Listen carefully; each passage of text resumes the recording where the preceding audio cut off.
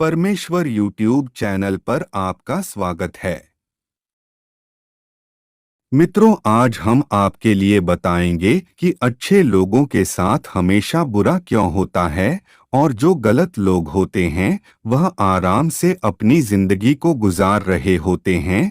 तो चलिए दोस्तों, वीडियो को शुरू करते हैं। आपने महसूस किया होगा कि जो लोग अच्छे कर्म करते हैं वो परेशान रहते हैं, वहीं जो बुरे कर्म करते हैं वो खुशी से रह रहे होते हैं। अच्छे कर्म करने वाले परेशान होते हैं कि आखिर उन्हें इतनी परीक्षा क्यों देनी पड़ रही है, जबकि जो अधर्म की राह में हैं वो खुश हैं और जिंदगी का लुत्फ उठा रहे हैं। अगर आपके मन में भी ये सवाल आया है तो आज हम आपको इसका जवाब देंगे। ये जवाब वो है जो भगवद गीता में लिखा है और श्री कृष्ण ने अर्जुन को दिया था।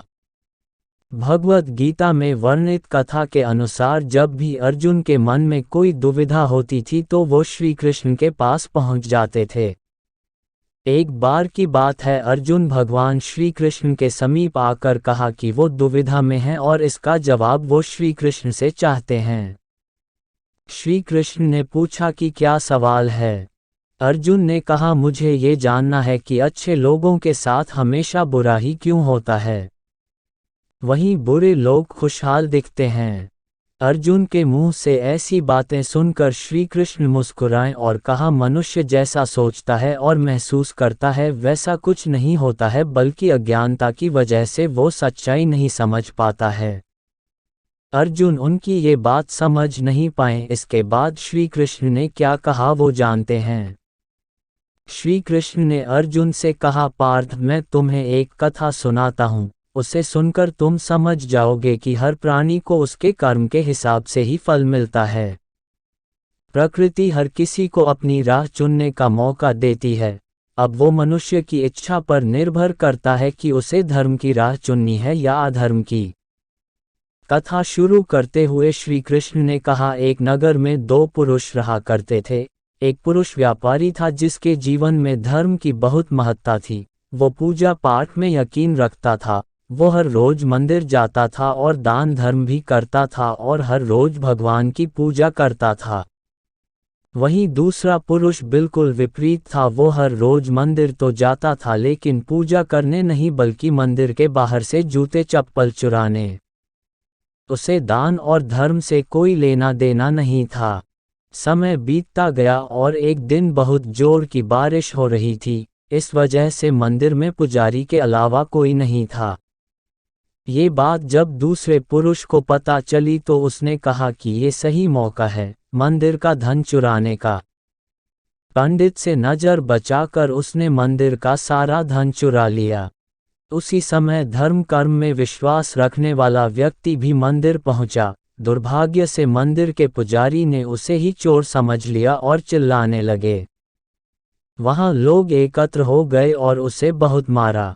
किसी तरह वो बचते बचाते वहां से निकला तो दुर्भाग्य ने उसका साथ वहां भी नहीं छोड़ा। मंदिर के बाहर वो एक गाड़ी से टकरा गया और घायल हो गया।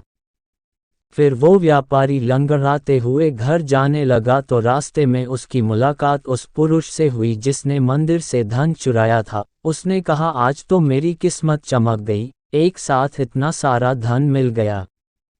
ये सब देखकर उसे बहुत बुरा लगा और उसने अपने घर से भगवान की सारी तस्वीरें निकाल दीं। कुछ सालों बाद दोनों की पुरुषों की मृत्यु हो गई। मरने के बाद जब दोनों यमराज की सभा में पहुंचे और भले पुरुष ने दूसरे व्यक्ति को देखा तो उसे बहुत गुस्सा आया। उसने क्रोधित होकर यमराज से पूछ ही लिया, मैं तो हमेशा अच्छे कर्म करता था, दान में विश्वास रखता था, उसके बदले जीवन भर मुझे अपमान और दर्द ही मिला और इस व्यक्ति को नोटों से भरी पोटली।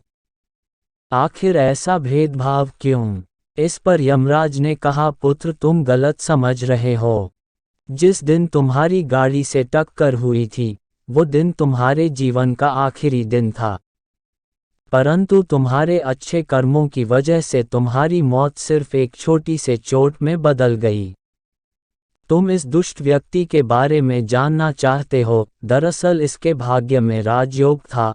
मगर इसके कुकर्मों और अधर्म की वजह से वो सिर्फ एक छोटी सी धन की पोटली में बदल गया। कथा सुनाने के बाद श्री कृष्ण अर्जुन से कहते हैं, पार्थ, क्या अब तुम्हें तुम्हारे सवाल का जवाब मिल गया?